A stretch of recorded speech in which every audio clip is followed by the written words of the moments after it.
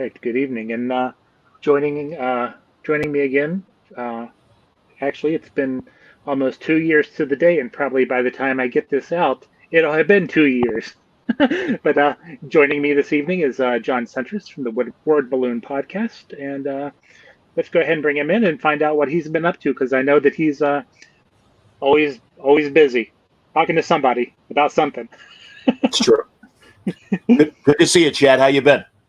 Oh, busy. And so, again, as we were talking before the show, it's kind of strange that it's been 2 years. I mean, it just seems, I don't know, like almost like not yesterday, but doesn't seem like 2 years have gone by. I hear you, man.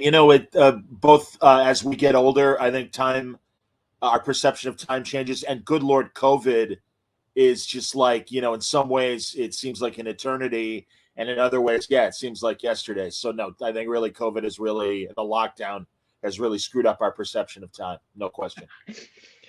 So, what have you been? I mean, I know you've been up to a lot. I mean, you have the Word Balloon podcast. You have your Star Trek show that you do with Mitch Halleck and Art Balthazar. Oh, That's right. Yeah, kind of tell us what you've been up to, because I know you just dropped some new. You just dropped another episode with Bendis, right? Yeah, video wise, and shame on me, I haven't released the audio yet. We talked, I think, last Monday. Yeah, it was Memorial Day.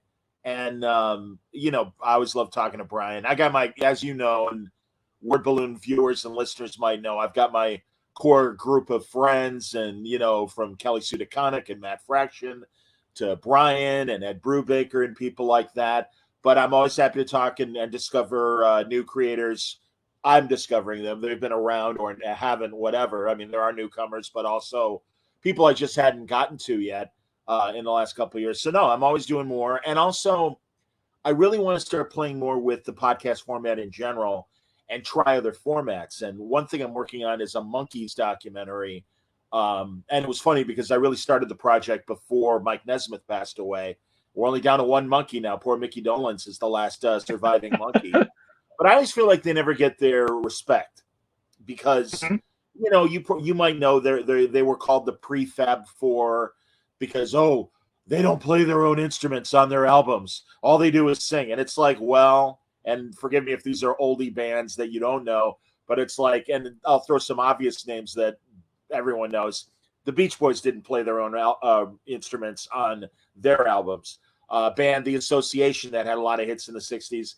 They didn't. And in fact, every artist from not only rock, but Sinatra, Dean Martin, and people like that, they all use session musicians to make their records.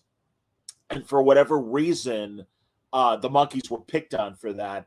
And I mean, listen, obviously their initial output is this bubblegum music. But once they got control of selecting their own songs and writing more of their own songs, I really think their later stuff in their catalog got very interesting. And the critics of the music industry then never gave them their due. And it is ridiculous that they're not in the Rock and Roll Hall of Fame, given so much of what they did on their TV show and especially their initial pop hits. I mean, God, name any boy band or girl band of the last 30 years, and you can trace the format of how they were created and the music they made back to the Monkees. And yeah, I mean, and also, I don't think it's fair to just call the Monkees the four band members.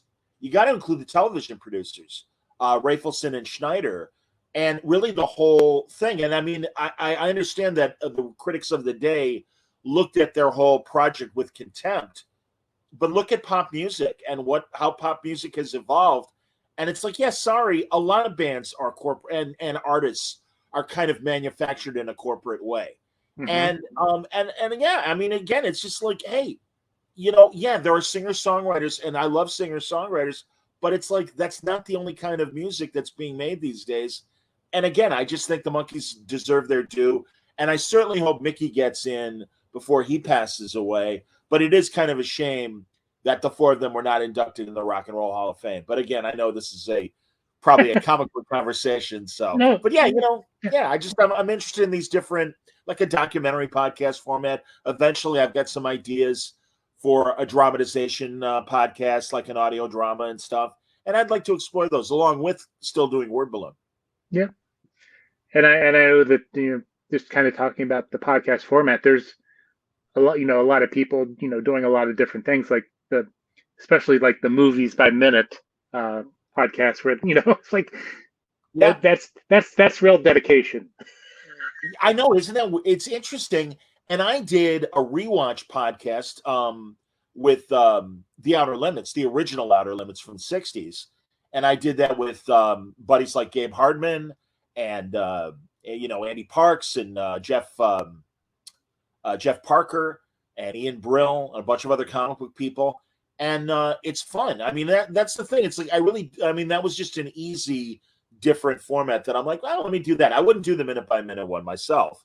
Mm-hmm. But no, again, what I love about I always feel like the Outer Limits '60s show never gets its due. Everyone always knows and talks about the Twilight Zone, but not only great actors, but geez, I'm going to get his name wrong. I think it's Conrad Hall, the cinematographer that started on the Outer Limits and then became a great film cinematographer. God, you watch especially that first season. It was so beautifully shot. So many great actors in the early days of their careers. People like Martin Landau, Sally Kellerman, others that became big film stars. We're doing. I mean, God, Carol O'Connor, the Archie Bunker from All in the Family.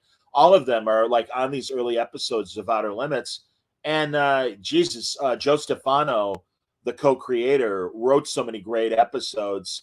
And like I said, I just kind of, and he also wrote the script for Hitchcock's Psycho, Stefano, among his TV and film credits. And again, I just feel like these guys don't get their due. And it was such a lark. I mean, Gabe Hardman's like, "Hey, is there a good Outer Limits podcast out there?" And immediately I'm like, "You want to do one?" And he did, and it was great. And there was only 49 episodes. So yeah, we spent a good part of a year just kind of watching Outer Limits and talking about it. It was terrific. Oh, you mentioned kind of watching something, and watching something that's been on, and then finally like seeing, like I'm rewatching Cheers, and it's like Great show. catching all the like all the the different cameos. Like I forgot that Harry Connick Jr. was in it. I had two. Wow, interesting. Go on. And then the one from the one who played Phoebe in Friends was on it. Wow, Lisa Kudrow, great Yeah, comedian. she had like a uh part brief part on it. It's like started making a list of and then like you got the Righteous Brothers and Wow, Fred Dreyer, before Hunter, was yeah a sportscaster that Sam yeah knew and everything. And Kate Mulgrew before Voyager was yeah that was yeah a great two-parter. And Christopher Lloyd. No, I'm such a Cheers fan, and it was so exciting when my young nephew got into it when he was a kid. And he's like, "Have you ever watched this show?" And I'm like, "Of course I have." But I'm like, "Oh, you like it?" He goes, "Yeah, it's really funny." No, great writers, great. I mean, that whole ensemble. And isn't it great that Shelley Long leaves and Kirstie Alley is so great, or poor Nicholas Colasanto, the coach, passes oh yeah away, and we get Woody Harrelson, yeah and it's like Jesus, man. I mean, MASH was like that too. yeah You'd lose great ensemble cast members, and they'd replace them with new ones, and the show kept chugging along. No, and also, Frasier comes in as a kind of rival to Sam and all that shit, and then like I said, Shelley Long leaves, and Frasier hangs out and is a great character on his own, and they introduce BB Newirth and everything, and then he gets a great show. So I mean, speaking of I Frasier love Cheers. Love Cheers. speaking of Frasier's, I also noticed that it's in the during the Kirstie Alley when she's there, she invites she wants a PR person to do a jingle, and it's the guy who plays Frasier's dad, but Frasier's dad, he talks about his dad is dead. Oh, I that's it. Wow, that's very interesting. John Mahoney, that actor who yeah played Fraser's dad, he's a Chicago actor. And I wouldn't say that we got to know each other well, but a lot of the theater people would show up on the rock station that I worked at, so I got to meet them. And I met Mahoney, and he could not have been a nicer guy. And we all would root for him when he would show up in movies like Say Anything Mm-hmm. or doing Frasier and stuff. And it's like, John, nice going, man, because he was like totally Chicago theater guy alongside his movie career and TV career. But I mean, I think I just started watching Cheers because I needed something on in the background, and I used to watch it when it was on MeTV, and I'd catch an episode here, an episode there, and then I started, watching. It's like, oh yeah, I remember this, or eventually, Sam finds out that the guy that Rebecca's going out with is cheating on her, and she doesn't care, and Yeah, that British guy was fantastic, and I loved him too. He sadly passed away, and not very old, but he was on The West Wing as an ambassador that was friends with the president and drove the chief of staff, another guy who sadly passed away, John Spencer, nuts. And I loved his character on West Wing as much as I did on Robin. I know was his first yeah, name on yeah, Cheers. And yeah, again, just a very cool actor. I mean, that's the great thing about those ensemble shows and well-written comedies. Man, I don't know how you feel, but really, as far as network television, Jesus, the sitcom has really gotten crappy. And it's really just, I don't know what happened and where the good writers are. Well, I do know they're on cable and streaming and stuff like that. But man, what passes for network sitcoms these days, it's really shit. And I hope I can swear. I just did. oh yeah, go ahead. I remember. I mean, I remember growing up. What Friday nights it was like, Family Matters, Step by Step, and The ABC stuff, yeah, TGI the Friday. ABC stuff, and I Hilarious. always remember not really being allowed to watch the stuff on NBC like Cheers. So that's maybe that's another reason why it's kind of I like watching it because I really when growing up it was you're not supposed to watch that because it takes place at a bar. Right. Well, yeah, and it was definitely a little more adult humor. I can appreciate that. But Jesus, it's funny because, and especially being an older person, I appreciate the fondness for the TGI Friday era of ABC. When I was a kid in the 70s, it literally was the Brady Bunch and the Partridge Family. And so those were my kind of like kid sitcoms that I loved and stuff like that. So, there you go. I think a lot of it was trying to find just something to watch or play in the background once they took the Office off of Netflix. I understand that too. Absolutely, man. And again, that's what I mean. I mean, I really think Parks and Rec might have been the last really interesting, smart network sitcom that I mean, I love Big Bang. I thought Big Bang was very funny and clever. But yeah, good Lord, I don't know, man. I just think, especially like the last 5 or 10 years, what passes for sitcoms, it's like, Jesus Christ, man, you people are out of ideas, And again, I think we could say that about genre fiction as well, in Yeah. terms of the big IPs that everybody loves and the new generations of writers. And yeah, I mean, if you watch or listen to my frustrations with new Star Trek, it's like, oh God, I don't know what's going on, but whoever you're hiring, they don't know what the hell they're doing. But what do I know? So let's kind of bring it back to comics. Sure. Last year you received an honor, so to say. Yeah, You were I go ahead. oh, you were a judge for the Ringo Awards. So Yeah, that that was was great, man. exciting. That was great, man. No, really, the people that run the Baltimore Comic Con have been incredibly kind with me, and me and a couple of my online partners during COVID helped them put their whole convention online while we were all in lockdown. And luckily, my creator friends were willing to be on, people like Dave Gibbons and Mark Miller and Tom King and various people like that. So I think as a thank you, they asked me, they're like, hey, do you want to be a Ringo judge? And I'm like, oh wow, that's fun. And yeah, I mean, again, I've always followed the Harveys and the Ringos and of course the Eisners. So I'm like, yeah, that'll be interesting. What's that like? And be careful what you wish for, man, because with the response, at least I took it, and I really believe all the other fellow judges took it as a sincere responsibility. You get a lot of books, and you get a lot of floppy comics as well. And again, there's like, all right, you got to read this stuff. And I was even warned by Randy, the general manager of the show, and Mark Nathan too, the owner of the Baltimore Con. And it's like, all right, it's like you're gonna get a lot of books in the mail. And I'm like, all right, no worries. And good Lord, I really, literally outside my apartment, right outside my front door, for months, I had this gigantic stack of priority mail boxes loaded with graphic novels and comics. And yeah, I mean, it's like, well, no, you really do want to give everybody an honest break, look for new creators, look for new artists, look for new writers, along with the established people and stuff. And it was a great education in terms of the breadth of comics that are being made today, and the different formats of not only art, but storytelling and everything, and genres. And it's like, this is great. And again, but it was, man, I haven't read that much since my college days and my high school days.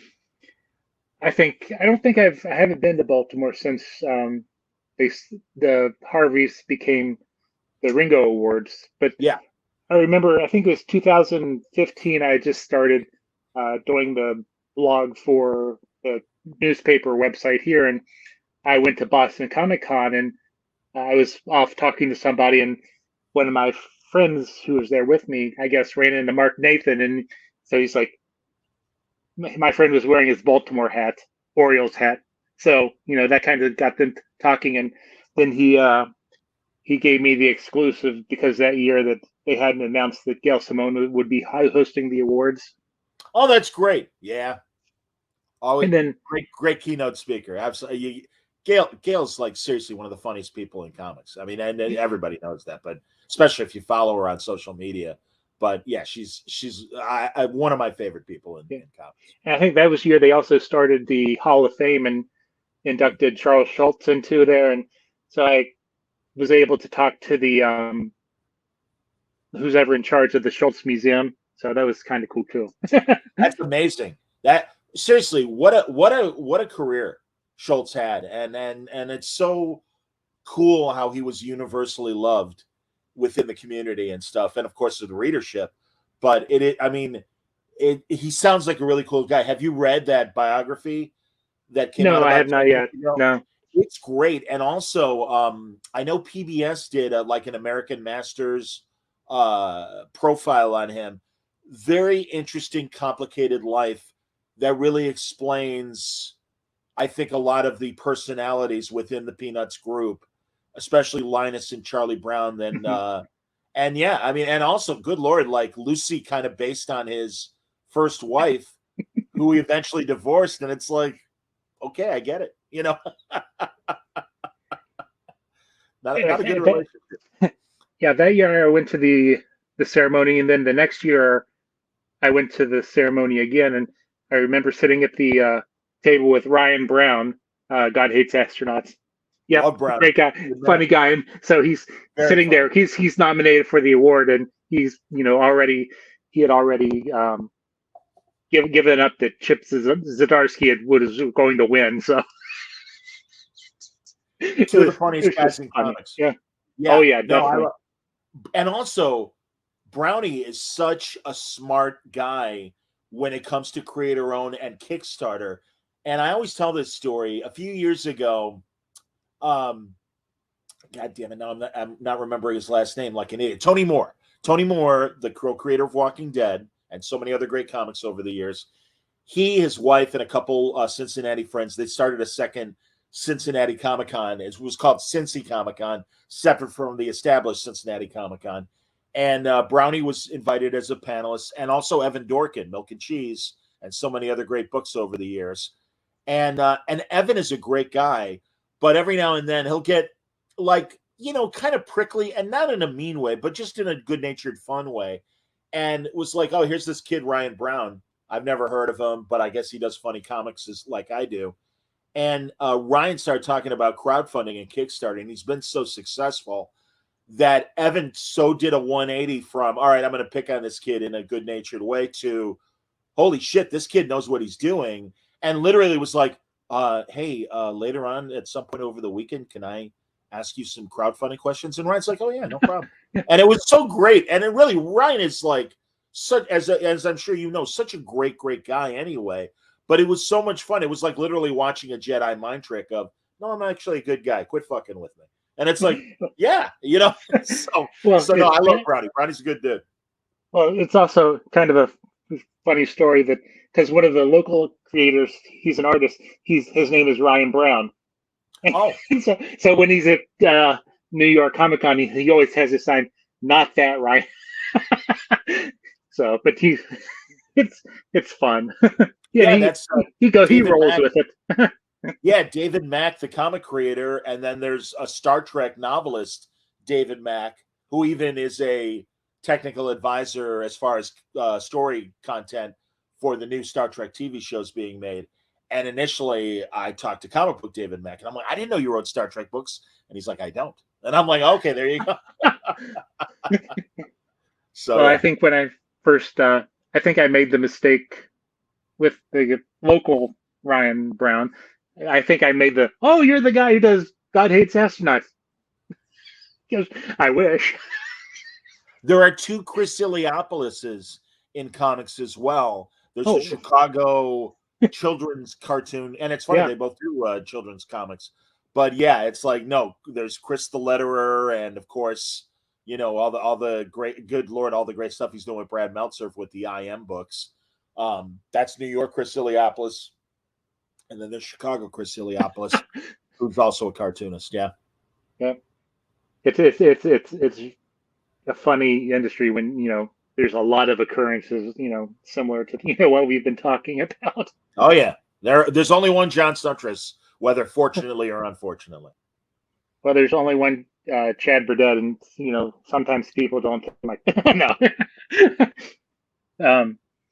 So I'm, you know, you've been you know, hopefully this isn't too upfront, but you're a successful, you know, with the podcast and all that. You know, what advice would you have for people, you know, because, you know, a lot of people start, you know, their own shows or podcasts, and, you know, there's you know, there's fading, there's, you know, it just gets too time. What, you know, what do you you know, pin your success on? Well, first of all, the best and worst thing about podcasting is anyone can do it.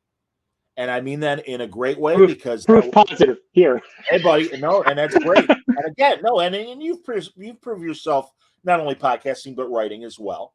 So, you know, I mean, you've got something, you've got a point of view, and you have something to say. I would say, but again, there are a lot of people that start them and then they don't realize the periods of drudgery where it's like, oh God, I got to do another podcast if I want to keep it going. Nothing is stopping you from starting or stopping. It really is yourself. And I always take the Johnny Appleseed approach of one listener at a time and one guest at a time. And yes, you want to talk to the big names, but I would also say be patient, realize, and good Lord, I mean, when I started, I used the George Burns joke that he used to make about radio comedians. And he said, well, that we were all in the top 10. There were only 8 of us. And when I started, that was the case with comic book podcasters. Now there literally are hundreds, if not thousands, of comic book podcasts out there. I remember hearing a group podcast of comics, and one of their last episodes, and one of the guys is like, man, I thought for sure we would have talked to Stan Lee by now. And it's like, hey, reality check, pal. I'm like, you know, you're not alone. And I never talked to Stan Lee. I mean, I was lucky to come in as early as I did. And I would, you know, again, just like listeners, one creator at a time. And thankfully, it was when it was still a brand new novelty of 2005 when I started Word Balloon. And I would go to the creators' websites or their message boards. Everybody remembers message boards. And say, hey, you know, I'd love to have you on the show. I have a radio background. I've interviewed people in sports and in news for many years. I mean, halfway through my radio career is when I started Word Balloon back in 2005. And, you know, again, I mean, it's really easy to have your friends together and maybe you're drinking while you're doing your podcast or whatever, and just kind of shoot the I don't shit. know any podcasts to do that. Yeah, I love the ones that think, hey, aren't we cool? We're talking comics and we're drinking, and it's like, whatever, man. It's you Who gotta have isn't? a point of view. You gotta have something to say, and hopefully your conversation is entertaining. And I even know some comic creators that started podcasts with their friends, and they're like, "Oh, my friends are really funny." And I'd listen, and I got to be honest, man. I mean, I'm a hard comedy critic, and I'm like, not very funny. Got to be honest, man. I'm like, you're a brilliant creator, or you're whatever other talents they have, but I'm like, and they don't do their podcast anymore. And not only they don't do it, but they obviously their friends don't do it anymore. Mm-hmm. So it's patience, and yeah, it's like you got to go into it with the idea of whatever, you got to have fun. And if you're not having fun, stop doing it. And also, if you haven't gathered an audience, again, it's up to you. But the biggest thing is have fun. I mean, I was very lucky to start it while I still had my radio career going. And I had very low expectations. What I chose to do with my podcast was maybe I'll get a better broadcasting job and I will generate more interview hours doing my podcast that eventually might lead to a broadcast job. Mm-hmm. That never happened. But what did happen was the podcast got bigger and awareness got bigger. And all of a sudden, the Discovery Channel is like, hey, we're doing a TV show called Prophets of Science Fiction. We'd like you to be one of the talking heads. And I'm like, all right, great. And I'm why? I'm like, I don't make it. They're like, well, you're obviously a fan and you seem to be a knowledgeable fan. Great. And I mean, and that still happens. And truly, like being chosen to judge the Ringos, that didn't happen because of my 30 years in Chicago broadcasting. I mean, it's become its own thing. And I'm very fortunate and very grateful that it has become as successful as it has. What I've found is, especially indie creators, doing Kickstarters, love to talk. And, you just got to make sure that you're, into the project that they're doing before you just go randomly going, hey, you have a project you want. Right. Do your homework. I mean, I don't do critiques on my show, but I only talk about stuff I like. Mm-hmm.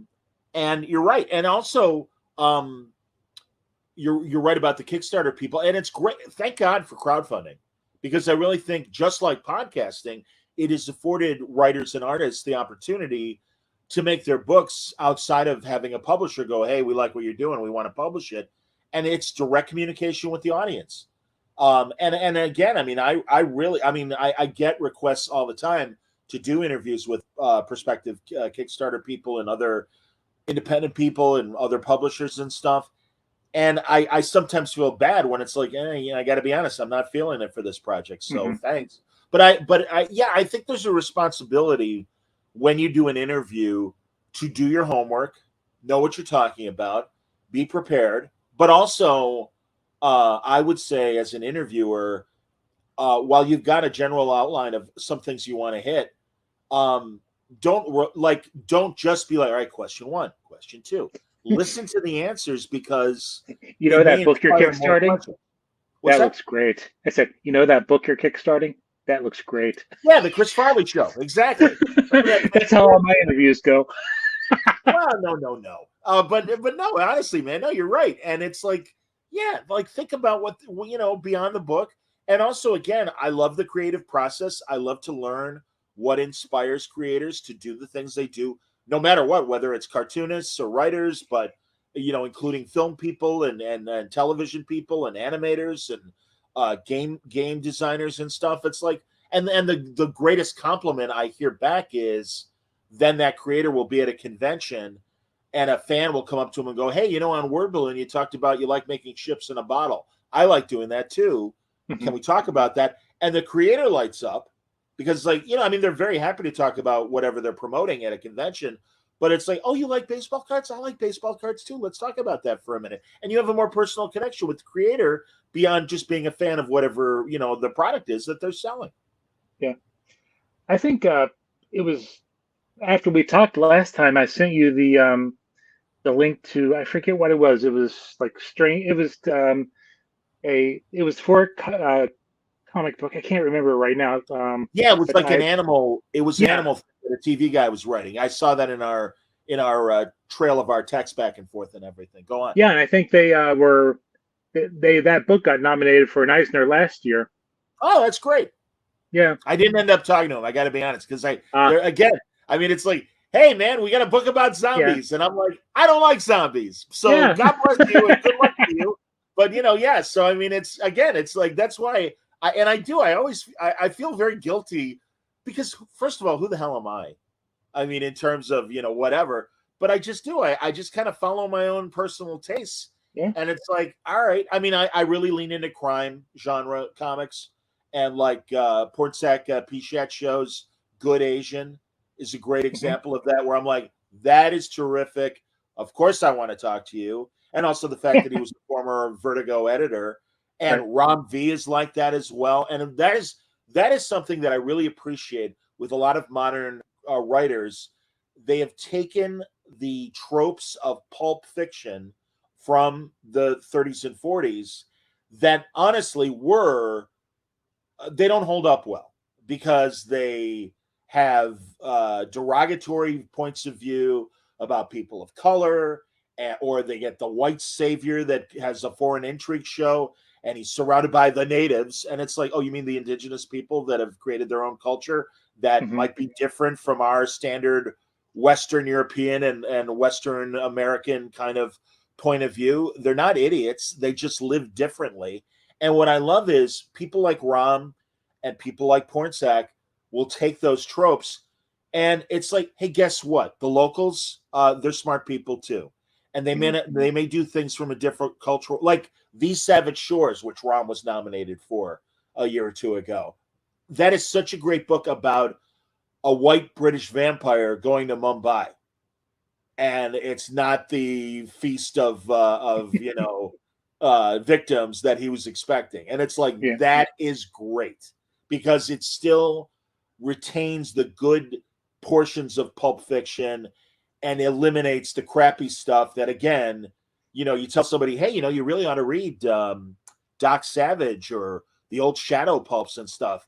And then they read it, it's like, I didn't like the way they were treating black people. I didn't like the way they were treating again, foreign intrigue, people of a different land, and the natives. And it's like, again, it's like, no, I get it. I grew up at a time when those things were being, reprinted in paperbacks, Hmm. and they still are today. But again, it's like, no, you got to put stuff in context, and you got to recognize the sad flaws of society of that period, but don't throw the thing completely away. Try to come at, and then again, this is my point of view, and I say this as a middle-aged white guy, but it's like, no, if you sift through the crap, there really are interesting ideas in there still. But I also can appreciate anyone's personal taste of, sorry man, this is, again, it's the white savior coming to a bunch of natives. It's like, okay, I get it, it's cool, you know. Yeah. So that kind of leads me into what are you reading? What are you currently reading that you're enjoying? Well, Or, it's funny. We were talking off the air. I love Mark Russell. I'm so glad that he continues to get better opportunities beyond his own creator-owned stuff, but mhm. even playing with DC and Marvel characters. And I think he's a brilliant writer. We mentioned before Brownie, Ryan Brown, but also Chip Zdarsky is another great example. Comes in drawing fraction sex criminals and co-plotting it and stuff. I love his Marvel books and DC books. I think Chip is one of the best new voices. Of Mhm. course, all the old favorites, like Bendis and Brubaker. I love their books.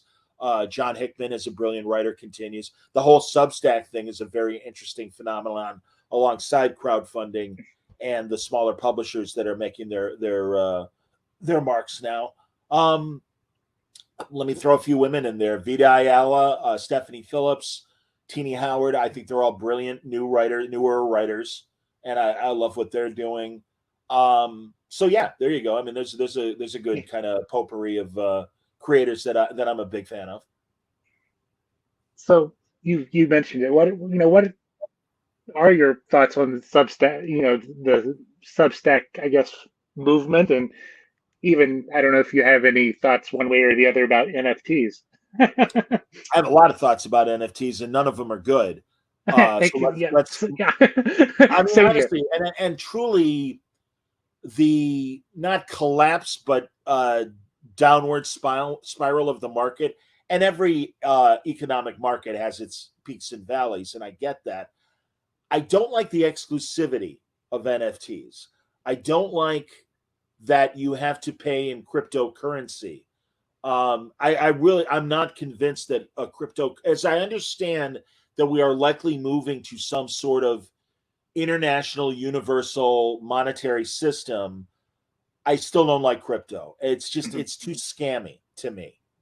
So NFTs, and good Lord, I love, like, again, not to pick on Star Trek, but very quickly regarding NFTs, Star Trek is, hey, we're all inclusive and we're all about representation and all diversity. And it was so fantastic. They had a Chicago convention back in April, I believe, Mission Chicago. And they're like, hey, we're doing NFTs. And literally the crowd booed.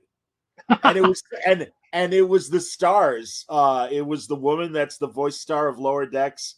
And I forget who her co-panelist was, but it's like, hey, NFTs. And it's like, boo. And they were shocked because they don't know what's really happening on the street and what us, nerds think. And it's like, man, what a dumb thing for Star Trek that tries so hard to be inclusive about everything. Well, NFTs are not inclusive. Now, that said, let's move on to Substack. Well, honestly, I understand the reasoning behind Substack's platform, and I'm really glad because originally, as I'm sure you know, it was a journalist platform of, hey, a bunch of downsized journalists still have followings, but their newspapers or magazines can't afford to pay them anymore, or don't want to pay them anymore, so they took their audience online. I did the same thing with Word Balloon, doing a podcast and stuff.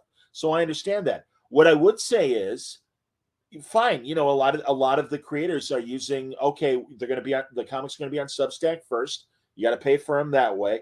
But as we're now seeing, and now that it's been a year or two, a lot of those books eventually do find their way in print and are available to everybody. So all you're getting is really an advanced look. And in fact, I literally was talking off the air with Tom King. Tom's a good friend, and he's got Everlasting Love, the book that he's making with Shame on Me, and I love her. Great artist. You know what I'm talking about? The French I artist. know who you're talking about, and Shame on Me. Good Lord. Jesus. Everybody check out. John's ready for the retirement home because his mind is slipping. But Ilsa Chartier, thank God. Jesus. But yeah, they have a really fun time travel romance comic, Everlasting Love, that they're doing on their Substack. And in fact, Tom was telling me the Image version of the book will be coming out in the fall. And it's like, okay, there you go. It's fine. It's great that they're getting seed money from Substack to make their projects. It really is kind of a 1%er sort of proposition, but that's fine. I mean, they want to hook up with creative people that already have an established audience.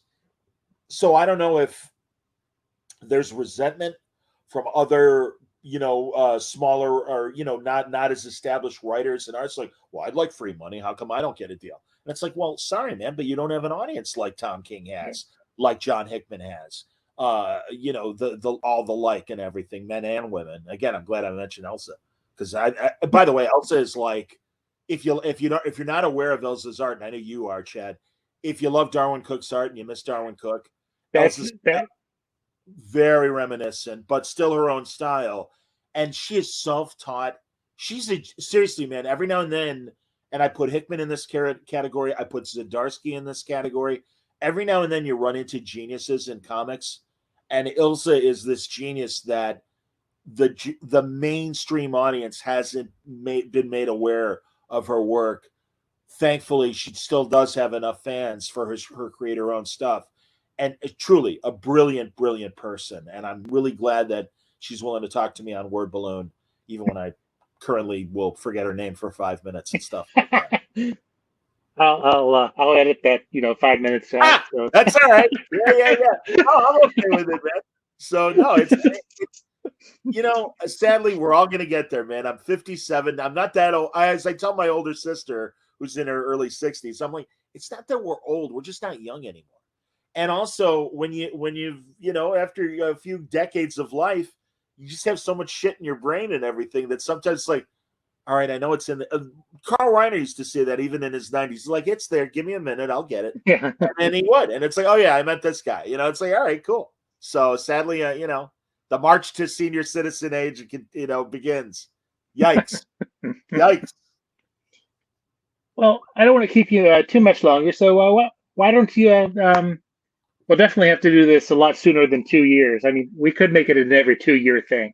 Chat anytime, man. No. And like I was telling you off the air, I do the same thing, and I'll tell your audience. I'll run into a creator.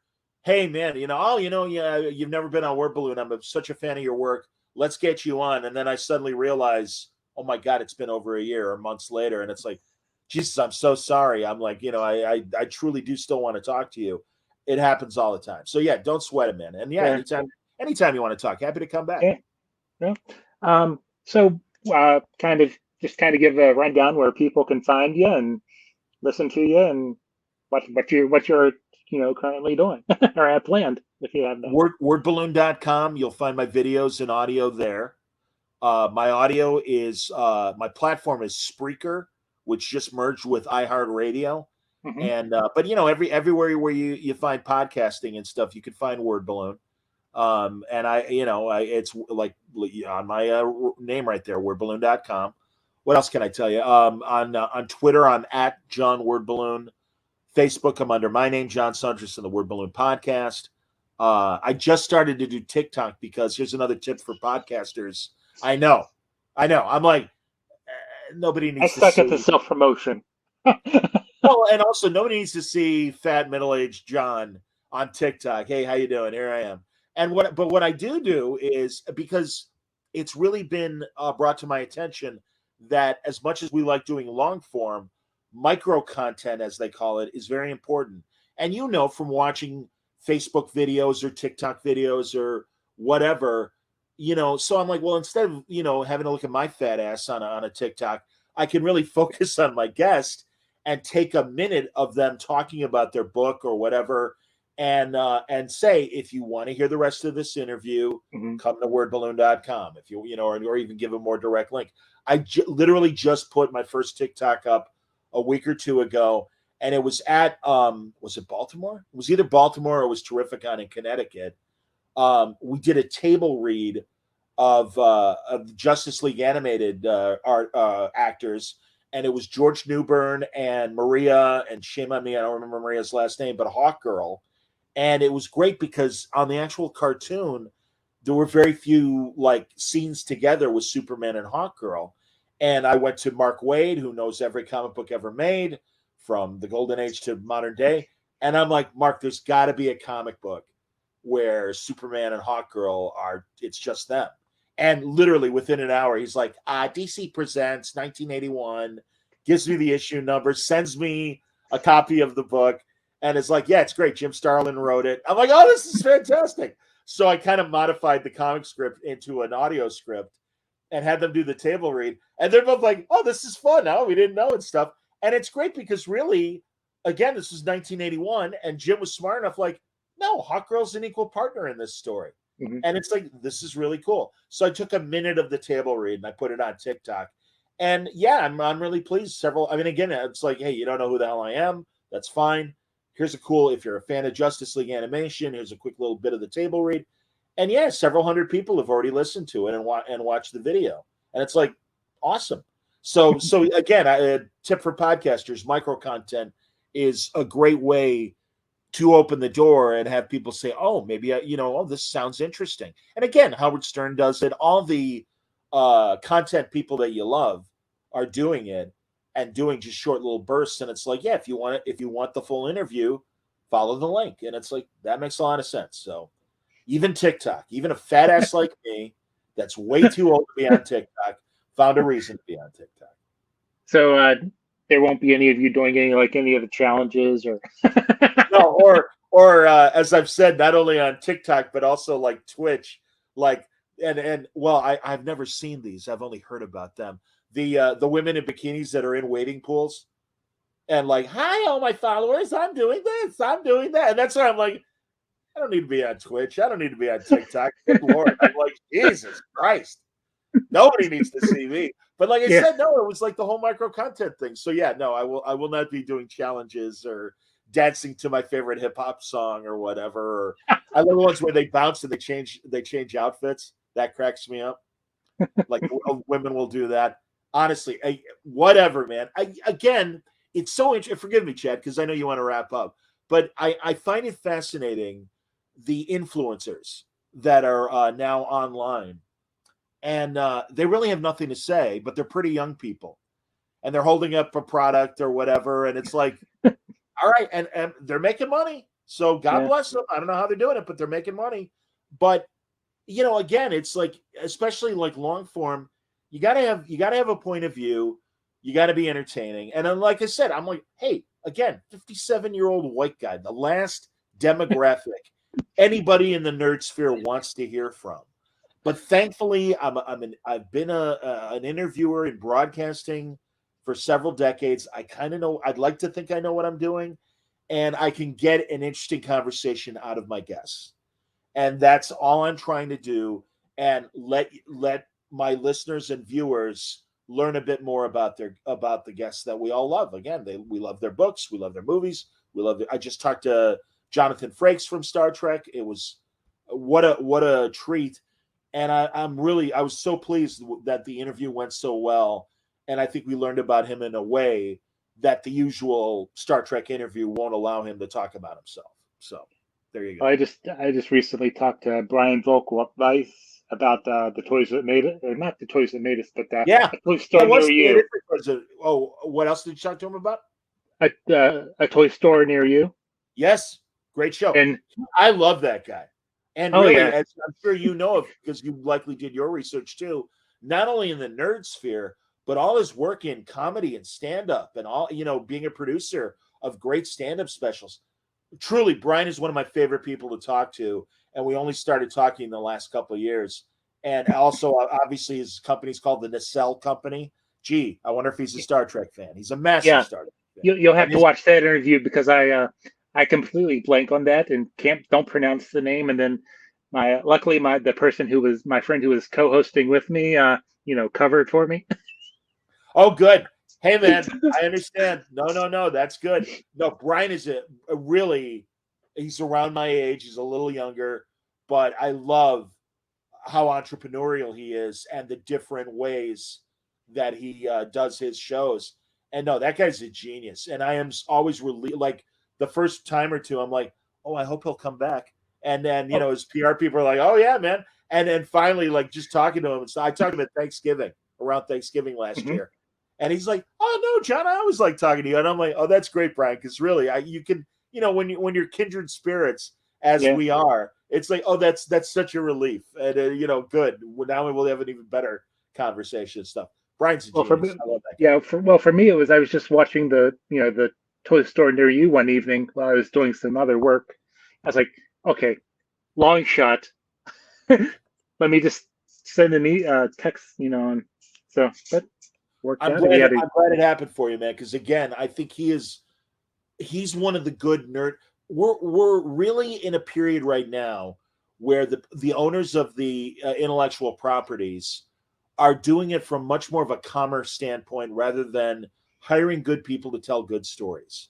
And I don't agree with some of the frustrations of some of the Star Wars fans, and I'm sorry to say that some of them frown on just actors and their choices of actors.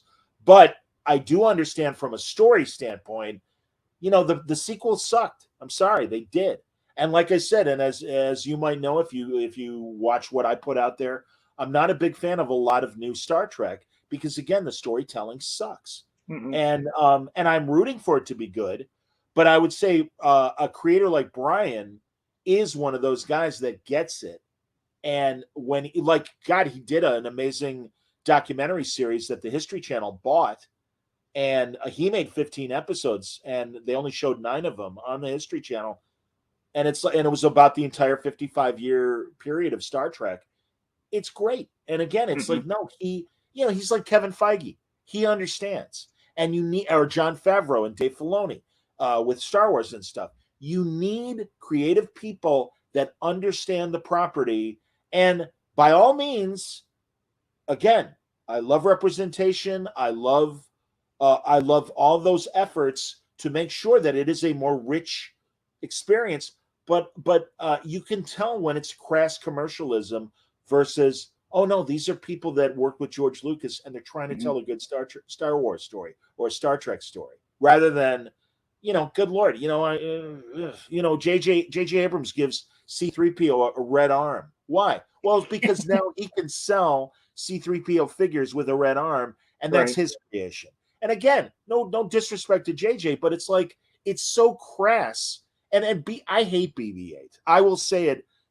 I do. I can't stand it because it's like, it is such a, hey, look, cute little figure. We're going to make figures out of it. Compare that to Groot and Rocket Raccoon, where, again, Marvel gives them personality. Even Groot and I Am Groot, he has more personality than stupid BB-8 rolling around. Oh, look, he's got a ball for a body. It's like, good Lord, Jesus, man. And the sequels, I'll say it again, the sequels sucked. I like Solo. I like Rogue One because at least they were ambitious and they were different story ideas. Sequels sucked. Sorry. That's fine. I still haven't watched the last Rise of Star Skywalker. Wars. Yeah. So dumb. I also haven't seen the Justice League either cut. So. Oh wow. And yeah, I'll say this for Zack Snyder. He's clearly a fan, but I would say that he is a better director than storyteller. And I like the 2009 Watchmen movie. I mean, it really is a literal, almost adaptation, 5-minute adaptation of the comic, but I like it, and I think frankly it aged well, and especially the dystopian attitude towards superheroes, that it looks like a 90s superhero movie. But that kind of fits, given that it is kind of a dystopian view of superheroes in a way. But yeah, unfortunately, Joss Whedon's Justice League and Snyder's are big, clunky disappointments. Thankfully, I like Aquaman. Shazam was okay. The first Wonder Woman movie was great. The second one sucked. Yeah. But I like Joker. I do think DC, and certainly the Suicide Squad, the second Suicide Squad movie, fantastic. I was surprised I liked the Peacemaker series as much as I did. Hilarious. And yeah, that's the thing. And it was really, I didn't expect, and I was really thrilled that James Gunn was like literally involved in every episode, because I really assumed, all right, we're going to get a showrunner, and we'll get the flavor of the Suicide Squad in this series. It was great. It was fantastic. And again, as opposed to just, we got to be just like Marvel, and we got to rush to like catch up with Marvel. Just, I have this as a life philosophy as well. Jesse Owens, the great Olympic sprinter of the 30s, always said, run your own race. Don't worry about the guy in the next lane. Just concentrate on your own performance. Everything will work out. And I would say that to the DC people. I would say that to the Star Wars people that rushed everything. It's like, just like make something good and take your time, please. Right. We'll be here. Don't worry about it. Well, again, I'm glad we went longer, because it's it's fine, but always, thanks for coming on, and always a pleasure to talk, and we'll hopefully we'll talk in less than 2 years. That'd be great, Chad. Honestly, as always, good conversation. Good luck to you and what you do, and happy to come back anytime.